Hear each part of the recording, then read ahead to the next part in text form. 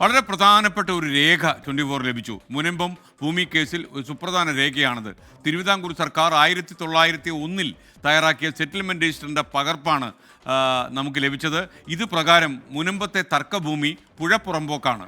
Central ആർക്കൈവീസിൽ സൂക്ഷിച്ച രേഖകളുടെ പകർപ്പാണ് 24 കിട്ടിയത്. വളരെ അപൂർവമായ രേഖയാണ്. ഇതിൻ്റെ പ്രാധാന്യം എന്താണെന്ന് ചോദിച്ചാൽ 1901 രേഖയാണ്. 24 പ്രൈം ടൈം ബ്രേക്കിംഗ്.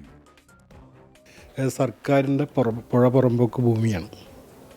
അത് കാരണം 1901 സെറ്റിൽമെൻറ്റ് രജിസ്റ്റർ അപ്പോൾ അത് പബ്ലിഷ് ചെയ്തത് 1905 അതിനകത്ത് അത് പുഴ പുറമ്പോക്കായിട്ടാണ് കാണിച്ചിട്ടുള്ളത്. പുറമ്പോക്ക് എന്ന് പറയുകയും അതോടൊപ്പം തന്നെ ഒരു ഭാഗത്ത് പുഴയെന്നും എഴുതിയിട്ടുണ്ട്. ശ്യാംകുമാർ നമുക്കൊപ്പം കൊച്ചിയിൽ നിന്ന് ചേരുകയാണ്. ശ്യാം, ഇങ്ങനെയൊരു രേഖ, അത് എനിക്കൊന്ന് വളരെ നിർണായകമാണ്. ഈ രേഖയുടെ പ്രാധാന്യം പറയൂ. തീർച്ചയായും. കാരണം കഴിഞ്ഞ തവണ മുനമ്പം കേസ് പരിഗണിച്ചപ്പോൾ വഖഫ് ട്രിബ്യൂണൽ ഉൾപ്പെടെ ആവശ്യപ്പെട്ടിരുന്നത് 1901 ഈ ഭൂമിയുടെ നിലവിലെ സ്ഥിതി എന്തായിരുന്നു എന്നതിൽ ഏതെങ്കിലും രേഖകളുണ്ടോ അത് ഹാജരാക്കണമെന്നുള്ളതായിരുന്നു. സെൻട്രൽ ആർക്കൈവ്സിൽ സൂക്ഷിച്ചിരുന്ന ആ രേഖയുടെ പകർപ്പാണ് നമ്മളിപ്പോൾ പുറത്തുവിടുന്നത്.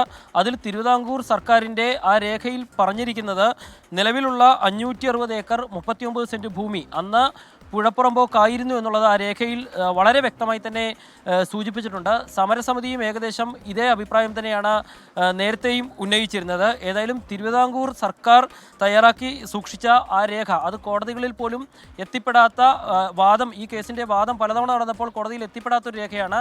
അത് സമരസമിതിക്കാർ ഉൾപ്പെടെ ചോദിക്കുകയും കോടതിയിൽ ഹാജരാക്കാൻ താല്പര്യപ്പെടുകയും ചെയ്യുന്ന രേഖയാണ് നമ്മളിന്ന് പുറത്തുവിടുന്നത്.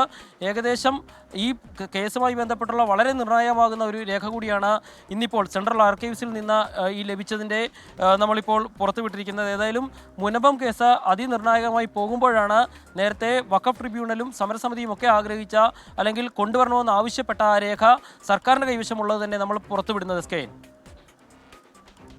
Okay, thank you Shyamkumar.